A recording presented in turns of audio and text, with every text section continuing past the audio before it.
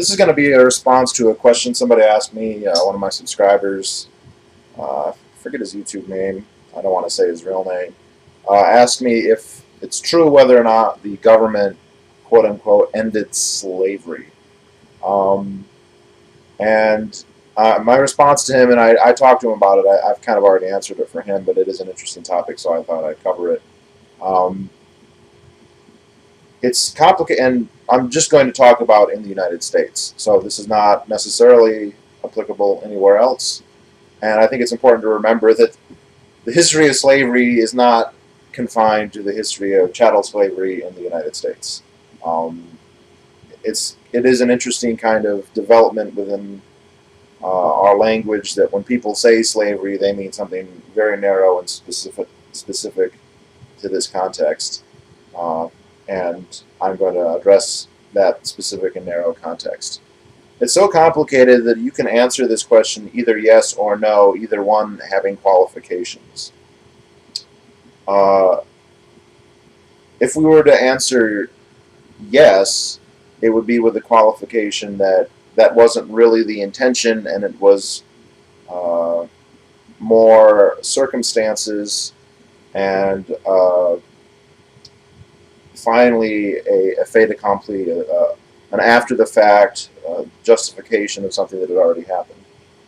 If you could say no, you could also say no, based on similar qualifications, that slavery, well, you know what, that they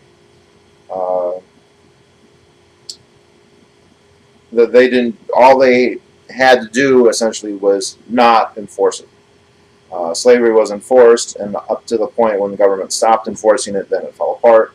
And it's debatable whether you can call that ending slavery or not. It was enforcing slavery, then it stopped enforcing slavery, ergo did it end slavery. I think that you could answer it either way, but it's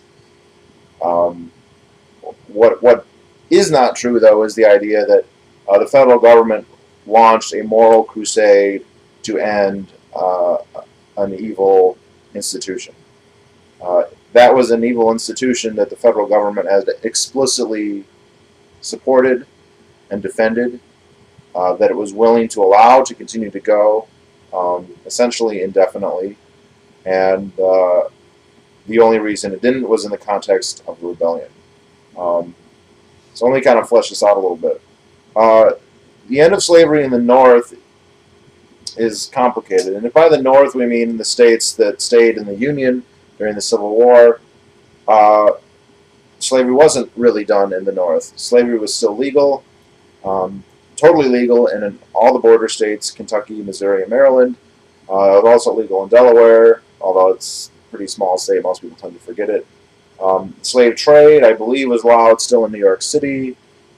People were allowed to transport their slaves, more or less. Many of the states allowed slave owners to come there with their slaves and to work with them. In fact, in places like Illinois, and I don't know if Illinois was the only state that did this, if you owned slaves and you owned property in Illinois, you could have your slaves come and work on your property, and the only qualification was they couldn't be there for an entire year. So you could have them work all summer, all fall, and as long as you took them out of the state at the end of the year to return, potentially even just a day later, it was legal.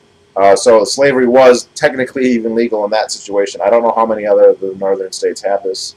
And that actually is interesting because there was a case, and this is going to be important later, but there was a case where a slave owner from Kentucky left his slave in Illinois for over a year, several years actually. He had this slave essentially managing his property there. His mistress or his wife, I forget, got angry at this slave and decided to convince the master to, quote, sell him south. And the slave, in desperation, turned for legal aid from abolitionists in Illinois, who said, hey, you've been here over a year. That technically means they violated the law. That means that you are free. And the slave owner, of course, disputed this in court, and who did he hire to try and keep his property in servitude? None other than Abraham Lincoln, who defended the right of the owner to continue to own his slave, even though it wasn't even technically legal, and of course morally abysmal. And thankfully for the man, the gentleman who was being threatened with even worse servitude, Lincoln lost, and he was set free. Um, the process of manumission in the North was very gradual and actually not very well understood. There's not a lot of records in some of the states I've read, like in New Hampshire and Vermont. It just kind of it ended, and they're not exactly sure precisely when or why. Um, there tended to be a lot of lingering, so even if formally it wasn't supposed to be going on, you may have had a slave and just not ever gotten around to getting rid of him, but it might have been impossible to buy another one, and so eventually that slave would have died, or perhaps you freed him after 20 years. Um, Another element is a lot of times freemen in the North were basically subjected to the same kind of color of law, municipal discrimination that I think a lot of people think is a more recent phenomenon, and they certainly don't associate with the North. But a lot of blacks in the North would be persecuted by the legal system, and oftentimes in very ironic and hateful ways, to the extent that they would be municipally re-enslaved. They would find somebody and they'd say, "You're a menace to society," for whatever reason, which they would do to a white person that had done something wrong also. But then with a black person, they would say, "Your penance, how you're going to pay for this is you're going to perform manual labor for such and such person." It would be a private citizen, but also somebody who probably had some kind of role in the civic government for a term of 10, 15, 20 years, whatever. I mean, they would go in and demolish black settlements, black parts of town. They pass all kinds of laws, curfews, uh, and I think people have this idea that uh,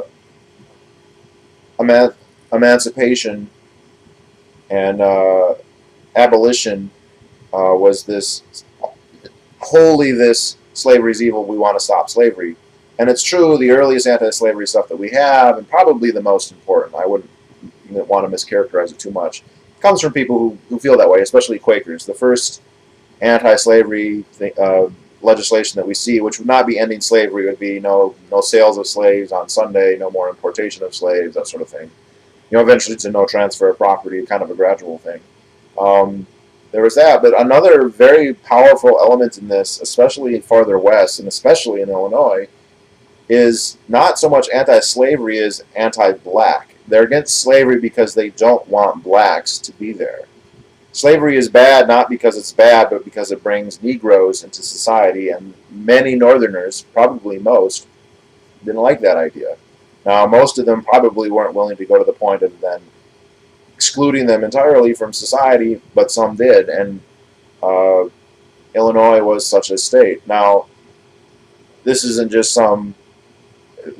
I keep focusing on Illinois. It's because I know more about Illinois, but there's a reason I know more about Illinois, and there's a reason why it's relevant to know more about Illinois, and that is because the name most tied with abolition, slavery, the end of slavery in the United States, by far, without anything that could even be close to second. I mean, all the other people kind of put together would be second place, which is a shame because we've got people who actually deserve this. Is Abraham Lincoln, and of course that's where he was born in Kentucky, lived in Indiana for a while, but basically was an Illini. That's where he had his law practice. That's where he was elected. That's where he started being in government. And it's through reading about his history that I've learned about Illinois and its view on blacks. And it's pertinent because its exclusionary view of blacks is the same view that Abraham Lincoln had. Abraham Lincoln was against slavery in the abstract, in the sense that he thought it was wrong. But then how he thought it should be addressed was he wasn't sure, and he didn't want to see it end right away. Basically what he became an advocate for was gradual, long-term, remunerative emancipation. That is to say that owners would be paid for their slaves, that it would be very gradual. When I say very gradual, I mean if you're already a slave, you're going to stay a slave probably forever, or at least until you're very old. Maybe in a decade, slave children born at that point would only be slaves for 20 years, and then they'd have to be the kind of interns or whatever.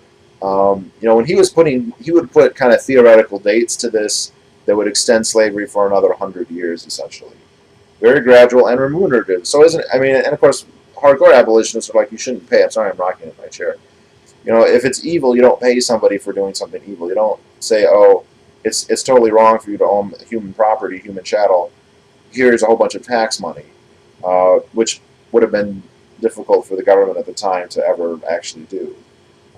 So this was his kind of favorite. And then it wasn't only this. He didn't think that they should just be freed, even if it was gradually and even if they were paying the slave masters for their trouble. And of course, he thought it needed to be gradual both for the whites and for the blacks, because blacks can't handle it. He wouldn't want to. He even said at one point he didn't want to deprive servants of the stability of their masters, sort of thing. He didn't want them to be in the country, though. He was very much a man who just wanted the problem to, quote, go away. Now, to his credit, if this can be called a credit, he didn't want to murder all of them. So he wasn't Adolf Hitler just yet. He wanted them to all go away. And so he was a major proponent of the colonization schemes that had kind of picked up steam. But this is one of his few, he was very much a political fence sitter. He would just kind of stay in the middle, and if he thought things were going one way or another, he would run that way. But this is one issue that he actually apparently believed in, because he consistently held it all the way from the 1830s on up until, we have records of him explicitly trying to get this done even a month or two before he died, maybe even a week or two. I can't remember the exact chronology. While he was president, he went to Gideon Welles, the Secretary of the Navy, and he asked, how much of our shipping capacity would it be possible to ship all of them, say, to Africa or Haiti or Panama, some other native clime? And Gideon Welles was kind of like, I don't think it would happen, but he was, well, seriously look into it. And he spent about 2 weeks. He came back and he said the entire resources of the federal government could not remove half of the annual increase in their population. And basically that it was a crazy scheme, which makes me wonder if Lincoln and his ilk had continued, because it would have taken longer, I think, than his lifetime. That these are the kind of people who eventually would have settled on some type of final solution, because it was impossible to move all of them, and that's what they wanted. They wanted to segregate them and get them out. There were later schemes like maybe we could put them all in Texas or Mexico, just get them away, get them out of here. So the idea that this is a pro-diversity, pro-egalitarian, non-racist, Lincoln is a horrible racist, crusader for justice is just ridiculous. Now, Lincoln's role is very, very important, but it's more emblematic of a wider kind of the wider argument of the government's role in ending slavery. So Lincoln becomes president, secession happens. Now, it's absolutely true that secession, especially by the hottest heads, the biggest fire breathers, the ones most interested in doing it, the hotheads in South Carolina and the Deep South,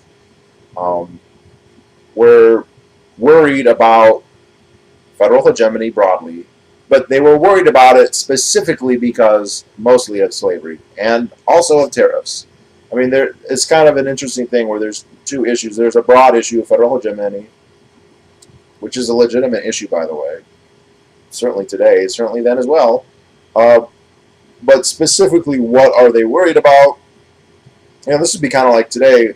I'm worried about federal hegemony, but you might be very, very upset about, say, the NSA or the war, and you could attribute, like, okay, political activity is because of the war, because of the NSA, but that fits within the broader category of resisting federal tyranny.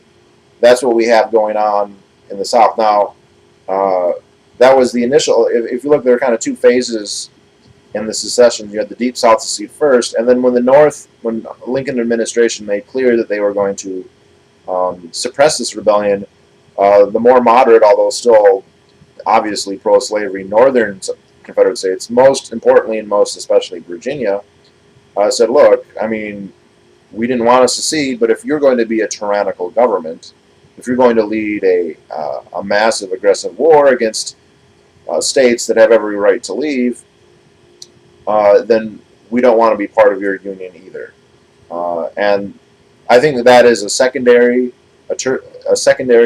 kind of motivation. Um, but so the South secedes, not all at once, but they secede. The president comes to power, and his number one priority is not to end slavery or to free the slaves. It's to um, keep the Union together, to maintain federal control, to suppress the rebellion, essentially. That's what he cares about. And he puts up there right up front, right from the very beginning, that he's willing to do that, and that he's absolutely willing to maintain the status quo antebellum in terms of slavery. In fact, to even go further and defend it better. He was a big supporter of the Fugitive Slave Law, for instance, which was basically a federal bone to the southern states to say, hey, be nice, and we want you to stay, and slavery, even if we have personal misgivings about it in some abstract sense, or we would rather they would all the blacks would be gone, we want to stay in the Union strong enough that we will defend it. And I think the Southerners probably smart enough to realize you can't really take the promises of government seriously. Of course, this would apply to the Confederate government also. Don't get me wrong. They might have had other nationalist points. If you're an elite person, you don't want to be second place to a whole bunch of northern industrialists. So I think that's an element in this too. You got these planter elite aristocracy who are becoming poor relative to the big industrialists who are probably like, oh, we should be the tops of our society. That's probably a side personal motivation. Not an insignificant one, but not the main one. Anyway. Lincoln in his first inaugural address makes it very clear he's not going to mess with slavery. He doesn't want to end with slavery. And then what happens is interesting. The war begins, and abolition was always a pretty weak force in the North. In certain places there were certainly abolitionists that didn't have zero political pull. There were some very influential politicians who were abolitionists, especially people like Salmon P. Chase. I can't remember. I always get Stewart and Seward confused. One of those two. One was pro-slavery and one was anti-slavery, and I don't remember which one. So I apologize. But suddenly, in the context of the war, now all these northern nationalists, all these federal hegemonists, suddenly they don't become anti-slavery, but they become anti-South, and then slavery becomes an obvious target. If you want to whip the secession, if you want to, and just to prosecute the war, it makes sense strategically for all kinds of reasons to end slavery. It makes sense because it will basically make European intervention impossible. There is a great deal of concern that especially the UK and perhaps France or perhaps both would enter on the side of the South, which wouldn't have really mattered in the long run, except it would have destroyed the economies in those countries.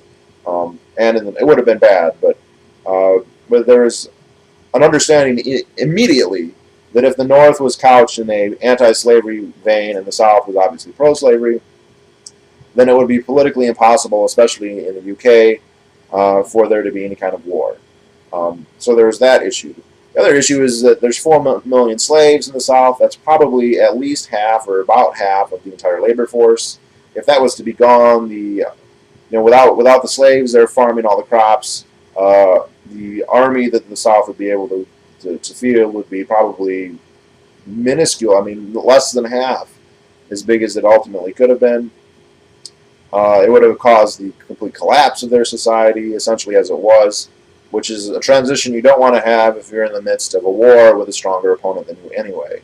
And of course, then you also have the abolitionists who are saying it's wrong. And there's also a punitive element where these guys are rebels. They should have their property destroyed or displaced or taken, whether it be their china, their clocks, their houses, their agricultural produce, their animals, their pigs, and yes, their human property. And so, right from the get-go, you had military governors in their respective areas essentially issuing emancipation proclamations. One was General Fremont in Missouri said, "Okay, slavery is done in Missouri now," and Lincoln, rather than say, yes, good, finally we're freeing the slaves, countermanded it and said, absolutely not. In fact, he gave standing orders that if slaves were to escape to Union lines, that the military was to not give them freedom or not even ignore them, but to try and return them to their masters, even if their masters were rebels. And this continued for some time. Now, Congress passed the First and Second Confiscation Acts, which essentially ended slavery. They said if you are in rebellion, everything you have is forfeit. And it was made very clear that this included chattel slavery, human beings. That these laws would essentially end slavery in the South. And they gave the president, the chief executive, a certain amount of time, a certain window in which to put this into effect, which Lincoln tried very hard not to put it into effect.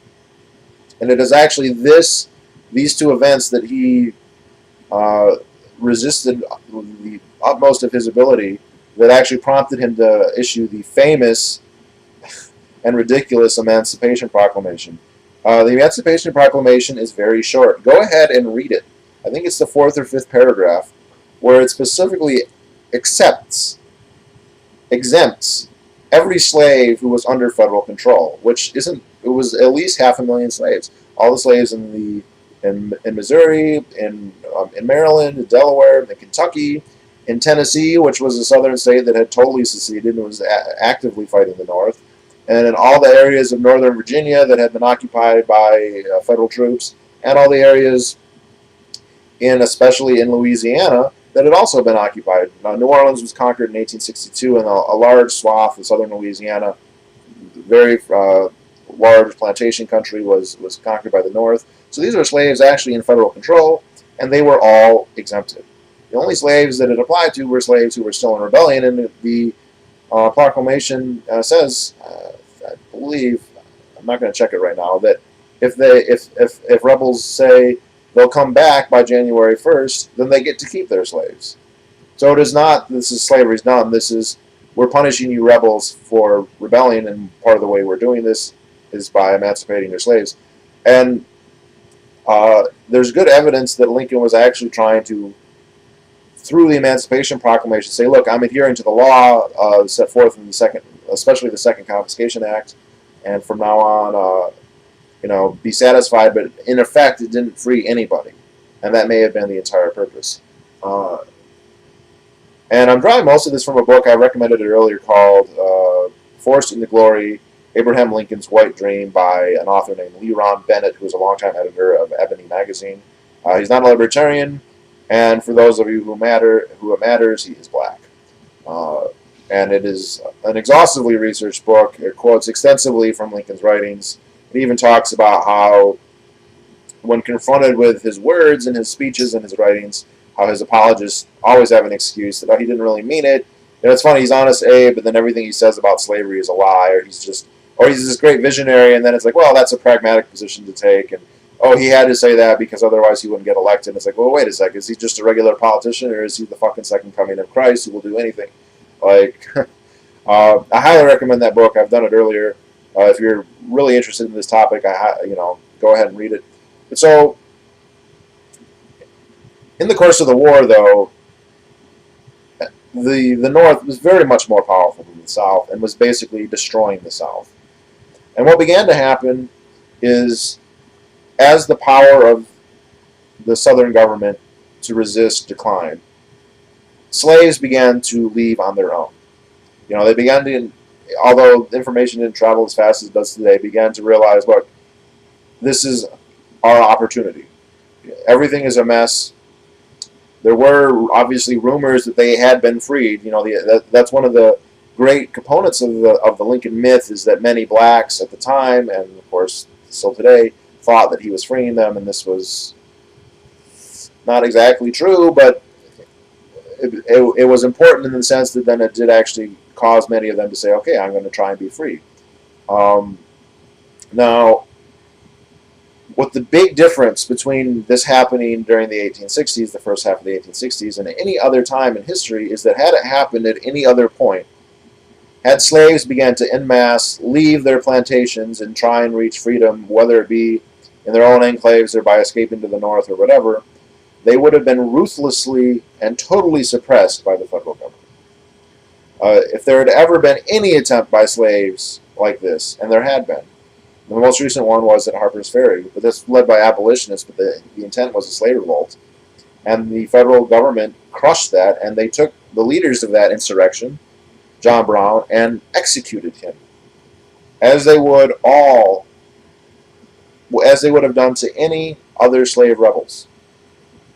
The federal government would have used all of its power to suppress any slave rebellion whatsoever, until that slave rebellion, and at this point more of a nonviolent escape from enforced labor, happened in the states that were actively rebelling, in which case it would have been even too treasonous for Abraham Lincoln to use troops to suppress the liberation of the blacks who were, and by the way, this is what there was, because his willingness to return slaves to slavery, to return blacks to slavery, was actually causing a lot of people to criticize him as a traitor. He was literally helping the rebels.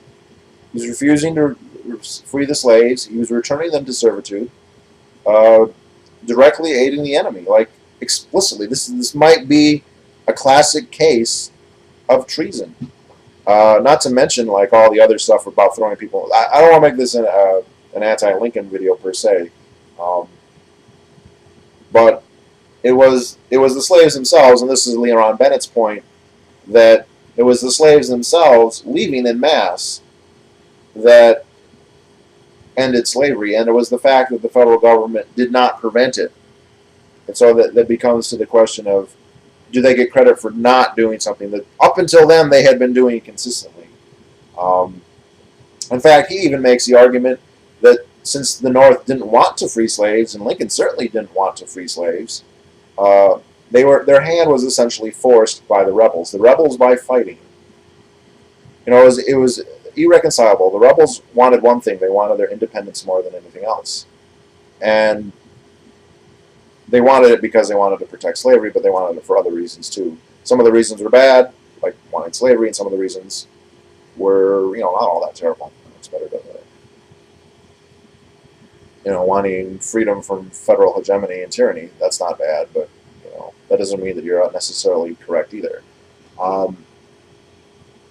By fighting the North, they were forcing the North's hand to do something about this. And now, of course, as the war gained speed, of course, abolitionists realized this is it. This is going to be the chance.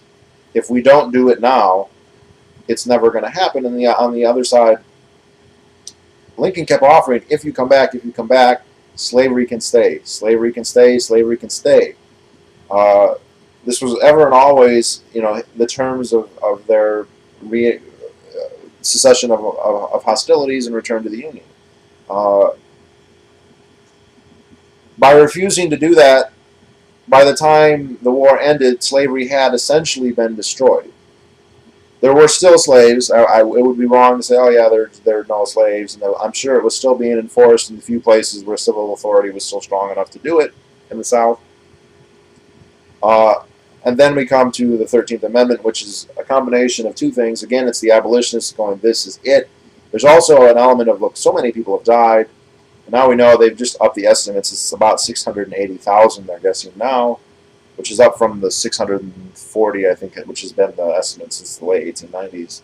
And there's kind of a sense that we have to make this worth something. We can't just go back to the way things were. There has to be a change. What's the change going to be? Free the slaves. But that's also coupled with another element that I think was necessary for it to become passed, and that is a vindictive, we hate the South, we're punishing the South.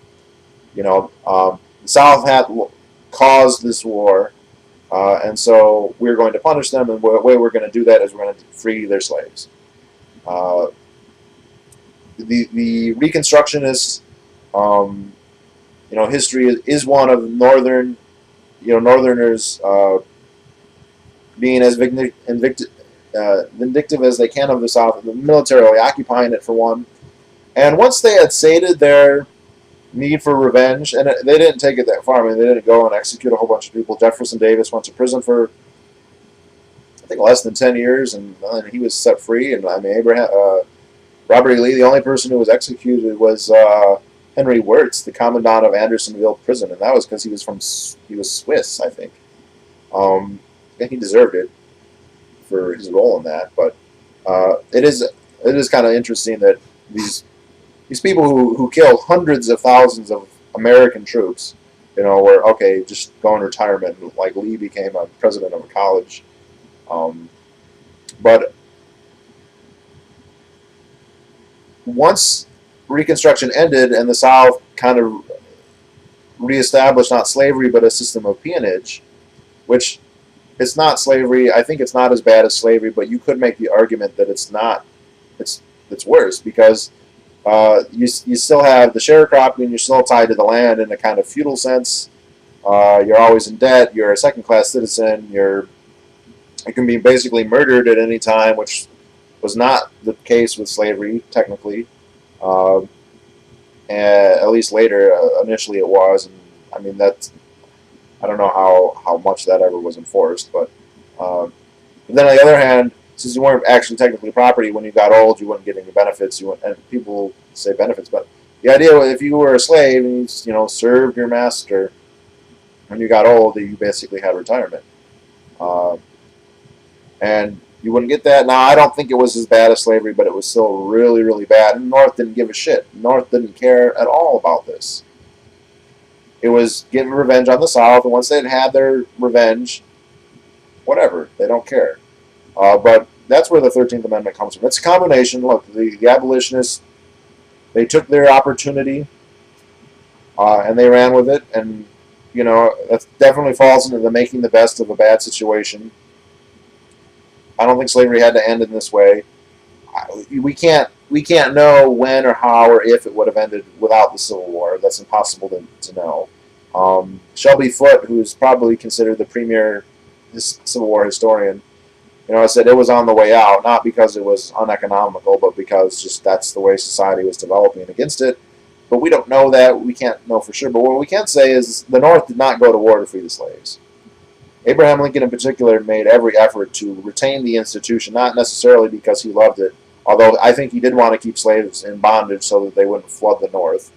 But eventually, as a war measure, they had to stop enforcing it, which they did. And then the slaves and whites who helped them and aided them in this, who didn't include Lincoln, unfortunately, contrary to myth, freed themselves. This is Leron Bennett's point. That it was the slaves who freed themselves, and then Abraham Lincoln got all the credit, and the federal government got all the credit. But, this is the same federal government, lest we forget that was systematically, at this point, beginning, during the Civil War, they basically began the attempted annihilation of the Plains Indians. Kill them all or place them all in concentration camps, literally. So, the idea that this is this benevolent force for good, it's amazing how, liberals have this very selective, it's this positive, it's this wellspring of wonderful things in society. It's this progressive, reforming force that goes around righting wrongs. At the same time, it was supposedly ending slavery, which wasn't really. It was trying to defeat the South and defend slavery, and eventually it couldn't do both. The South's continued resistance forced its hand, and then the slaves freed themselves, and the North just didn't stop them, which they would have done at any other point. But at the same time they're doing that, they're also trying to wipe out the Indians. And that apparently does not factor into anyone's assessment of its efficacy, of its normative nature, or lack thereof, I should say. So it is a complicated question. It is a very interesting question. You can answer it either way, but the kind of liberal myth, the creation myth, which I think the creation myth is later. I think it's from the New Deal and World War II more than this. Is a myth. It's not that's not a very accurate understanding of what happened, and they're kind of inventing history to fit an absurd narrative, which is kind of what liberals do. So I think that's going to be it, and I'll talk to y'all later.